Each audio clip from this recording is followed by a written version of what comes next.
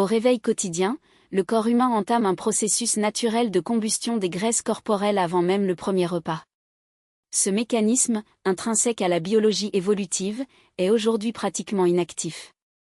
Les conseils prédominants pour des millions d'individus se concentrent sur le contrôle glycémique, impliquant une surveillance constante, une restriction en glucides et une analyse méticuleuse des indices glycémiques.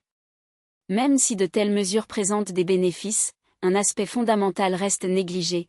Tout apport alimentaire, y compris les aliments considérés comme sains, déclenche une réponse insulinique. L'insuline, cependant, ne se limite pas à la régulation du glucose, il agit comme un bloqueur des réserves adipeuses, intensifie les processus inflammatoires et accélère le vieillissement cellulaire de manière silencieuse et progressive. La compréhension conventionnelle du contrôle glycémique se limite généralement au choix des aliments. Cependant, cette perspective ignore un élément crucial, le facteur temporel. Le corps humain fonctionne dans deux états métaboliques distincts, l'anabolisme et le catabolisme. Une nutrition continue maintient le corps en mode anabolisant ininterrompu, empêchant l'activation des processus de réparation cellulaire. Par conséquent, les protéines endommagées s'accumulent, les récepteurs de l'insuline deviennent résistants et le pancréas souffre d'épuisement fonctionnel. Dans ce scénario, les cellules peuvent être saturées de glucose non métabolisé, tandis que les mitochondries, responsables de la production d'énergie, sont confrontées à une asphyxie métabolique. Le plus inquiétant est l'absence de symptômes évidents, les troubles glycémiques se manifestent de manière insidieuse, évoluant progressivement vers des pathologies telles que le prédiabète, le diabète et leurs complications associées, telles que les neuropathies et la déficience visuelle, en plus du vieillissement prématuré. Cependant, une approche peu explorée s'avère transformatrice. La pratique du jeûne intermittent, notamment dans les 12 premières heures de la journée, peut reprogrammer en profondeur la réponse métabolique de l'organisme. Les mécanismes qui sous-tendent ce processus sont aussi sophistiqués qu'efficaces, capables de modifier durablement le rapport de l'individu au premier repas de la journée. En analysant les effets d'un jeûne prolongé, on observe que les premières 24 heures représentent un point d'inflexion critique. Les premières étapes du jeûne ne sont pas sans défi. La sensation de faim transcende l'inconfort passager et se manifeste par de l'irritabilité, des maux de tête et même des tremblements. De telles réactions, bien que désagréables, signalent un processus de détoxification métabolique. Après des années ou des décennies d'alimentation fréquente, les cellules deviennent dépendantes d'un apport constant de glucose, perdant ainsi la capacité de mobiliser leurs réserves lipidiques. La machinerie métabolique autrefois efficace est obstruée par un état d'inertie induit par l'insuline. L'inconfort ressenti lors de ces premiers jours correspond en réalité à la réactivation de voies métaboliques endormies. Au niveau cellulaire, la dynamique de l'insuline joue un rôle central. La prise alimentaire augmente la glycémie, stimulant la sécrétion d'insuline pancréatique, dont la fonction principale est de faciliter l'entrée du glucose dans les cellules. Cependant, tant que les niveaux d'insuline restent élevés, une condition perpétuée par une alimentation constante, le corps est incapable d'accéder aux réserves de graisse. L'insuline agit comme un signal, indiquant la disponibilité immédiate du carburant et inhibant l'utilisation des réserves d'énergie secondaires.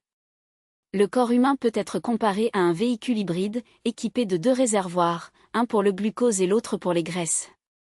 La plupart des individus opèrent exclusivement sur le premier, le remplissant toutes les quelques heures, sans jamais recourir au second.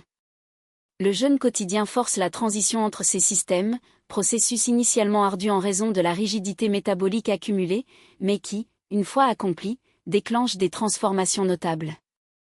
Entre 12 et 16 heures d'abstinence alimentaire, les niveaux d'insuline diminuent à des niveaux qui permettent l'activation des enzymes lipolytiques, marquant ce qu'on appelle un « changement métabolique ». Le foie commence la conversion des graisses stockées en corps cétonique, des molécules qui représentent une source d'énergie supérieure pour le cerveau et d'autres tissus. Contrairement au glucose, les cétones ne provoquent pas de pic glycémique et ne nécessitent pas la participation de l'insuline pour leur utilisation. Des études menées par des institutions telles que l'Université Johns Hopkins et le National Institute on Aging démontrent que le jeûne intermittent réduit non seulement la glycémie, mais augmente également la sensibilité cellulaire à l'insuline. En d'autres termes, le jeûne agit comme un mécanisme de nettoyage des récepteurs de l'insuline, rétablissant ainsi leur fonctionnalité. Une recherche publiée dans la revue Cell Métabolisme a révélé que les participants subissant un jeûne quotidien de 16 heures présentaient une réduction allant jusqu'à 31% des niveaux d'insuline à jeûne après seulement 8 semaines, ce qui indique une inversion des mécanismes sous-jacents au diabète, et pas seulement de son contrôle. Les bénéfices ne se limitent cependant pas à la régulation glycémique.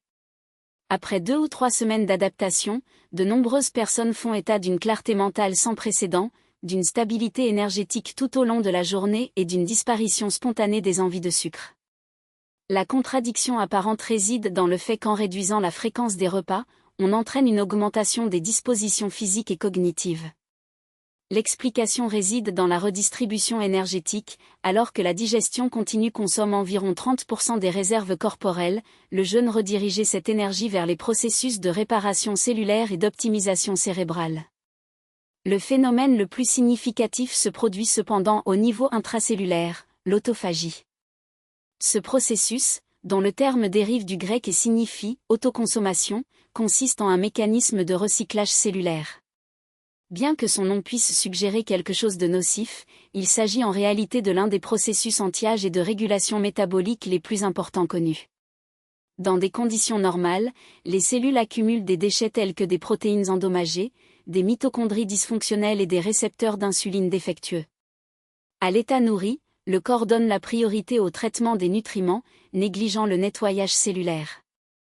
Le jeûne, à son tour, active le mode autophagie, permettant l'élimination de ces déchets et la restauration de la fonctionnalité cellulaire.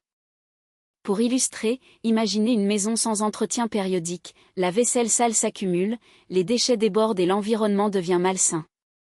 L'autophagie équivaut à embaucher une équipe de nettoyage pour se débarrasser des meubles cassés, désinfecter les surfaces et rétablir l'ordre.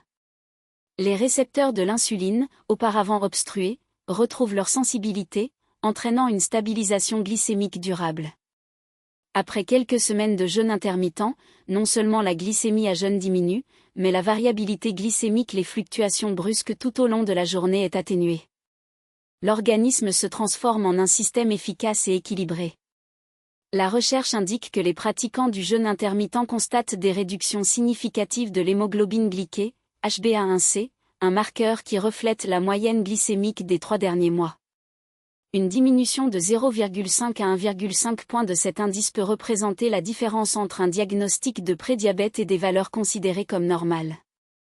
Les effets vont donc au-delà de la simple régulation de l'insuline, englobant une profonde restructuration métabolique.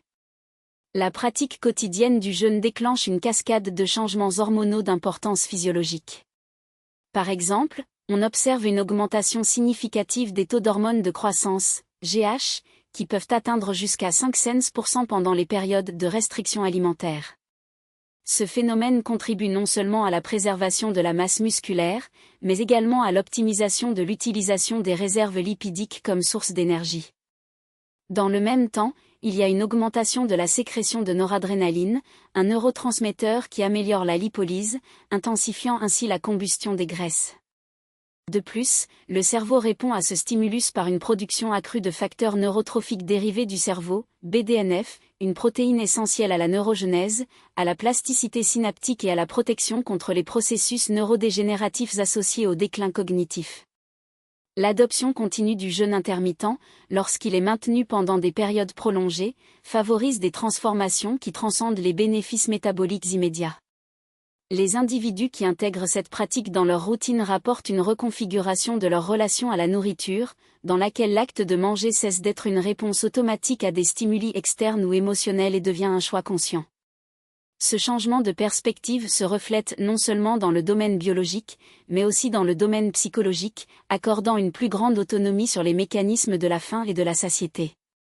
Percevoir la faim comme un signal physiologique, et non comme une urgence, permet de se reconnecter au rythme naturel du corps, en s'alignant sur les habitudes alimentaires ancestrales.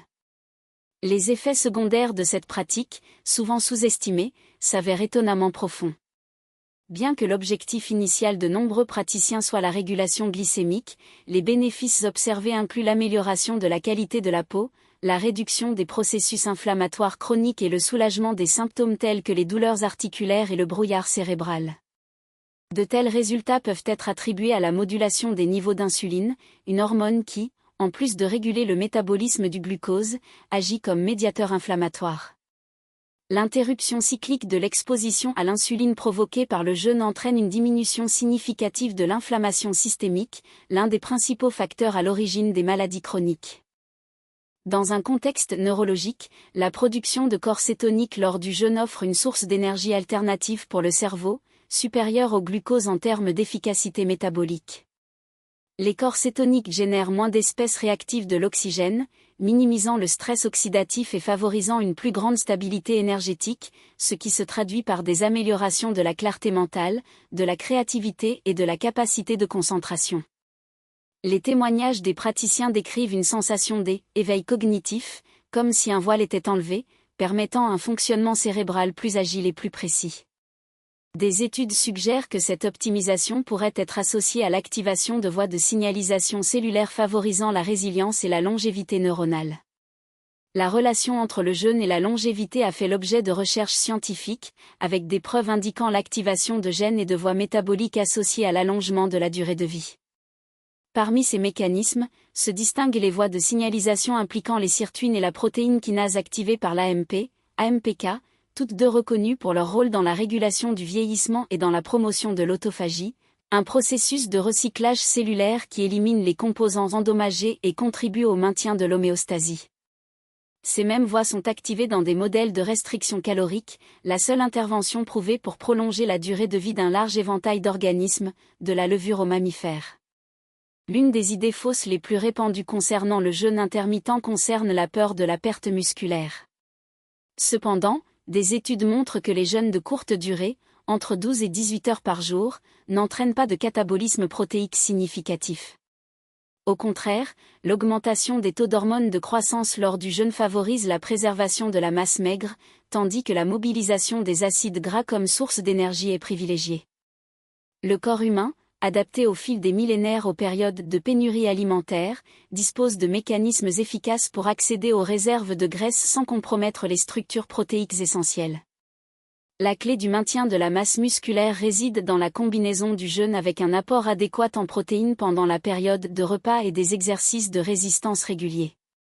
Une autre préoccupation fréquente concerne le risque d'hypoglycémie ou l'activation de ce que l'on appelle le mode famine. Cependant, ces craintes manquent de fondement scientifique lorsqu'elles sont appliquées à des jeûnes de durée modérée, comme ceux qui durent de 12 à 16 heures. Le corps humain dispose de réserves énergétiques suffisantes pour maintenir ses fonctions pendant des jours, voire des semaines, sans apport calorique. Ce qui se produit pendant le jeûne n'est pas une réponse de privation extrême, mais plutôt un processus d'adaptation métabolique qui améliore la capacité de l'organisme à utiliser efficacement ses réserves. Les fluctuations glycémiques, souvent attribuées au jeûne, sont en réalité les conséquences d'un dysfonctionnement antérieur de la sensibilité à l'insuline. En réduisant la résistance à l'insuline, le jeûne contribue à la stabilisation de la glycémie, en éliminant les pics et les baisses brusques caractéristiques d'un métabolisme dépendant des glucides. Le passage à un état d'adaptation des graisses, ou cétose nutritionnelle, apporte à l'organisme une source d'énergie plus stable et durable, basée sur l'oxydation des acides gras et la production de corps cétoniques. Ce processus, connu sous le nom de flexibilité métabolique, permet au corps de basculer entre différents substrats énergétiques en fonction de leur disponibilité, garantissant ainsi un approvisionnement continu en énergie sans les fluctuations associées à une consommation fréquente de glucose. La stabilité métabolique qui en résulte se reflète non seulement dans le maintien de niveaux glycémiques équilibrés, mais également dans une sensation prolongée de bien-être physique et mental. Adopter le jeûne intermittent comme habitude de vie, et non comme intervention temporaire, révèle son potentiel de transformation à long terme. Contrairement aux approches restrictives ou aux modes passagères, cette pratique s'inscrit dans un schéma alimentaire compatible avec l'histoire évolutive de l'espèce humaine, dans laquelle les périodes de repas étaient entrecoupées de phases de jeûne. Cette synchronisation avec les rythmes biologiques ancestraux favorise une optimisation globale des fonctions métaboliques, réduisant le risque de maladies chroniques et prolongeant l'espérance de vie en bonne santé. Des études longitudinales démontrent que les individus qui maintiennent un jeûne intermittent pendant des années présentent une réduction des marqueurs inflammatoires, un poids corporel stable et une diminution significative de l'incidence des maladies métaboliques. Les estimations indiquent une réduction de 30 à 50% du risque de développer un diabète de type 2, en plus des bienfaits cardiovasculaires associés à un profil lipidique amélioré et à une diminution de la tension artérielle. En plus de prolonger la vie, le jeûne intermittent contribue à prolonger la période de vitalité et de fonctionnalité, appelée durée de santé, au cours de laquelle l'individu maintient ses capacités physiques et cognitives à des niveaux élevés. En plus des bienfaits physiologiques, la pratique régulière du jeûne intermittent déclenche une profonde transformation psychologique. Reprendre le contrôle de ses habitudes alimentaires, auparavant dictées par des horaires rigides ou des impulsions émotionnelles, favorise un sentiment d'autonomisation qui s'étend à d'autres domaines de la vie. La discipline acquise en gestion alimentaire se traduit par une plus grande organisation, productivité et résilience dans des contextes professionnels, relationnels et personnels.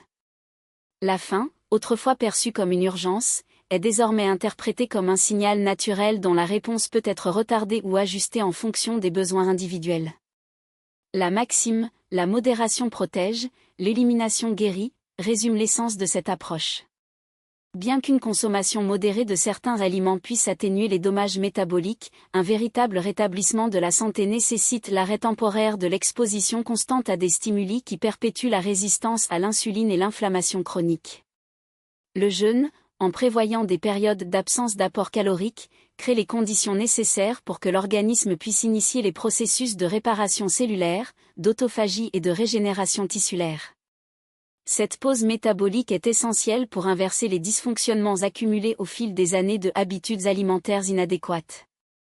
La flexibilité inhérente au jeûne intermittent lui permet de s'adapter aux différents modes de vie et préférences individuelles. Des protocoles tels que 16h-8, dans lequel la période de jeûne couvre 16 heures et la fenêtre de repas est limitée à 8 heures, ou 14h10, avec une répartition plus équilibrée entre les deux périodes, démontrent une efficacité similaire, à condition de maintenir une cohérence. Le choix du modèle idéal doit tenir compte de facteurs tels que la routine quotidienne, les niveaux d'activité physique et les objectifs spécifiques, qu'il s'agisse de perte de poids, d'optimisation cognitive ou de prévention des maladies.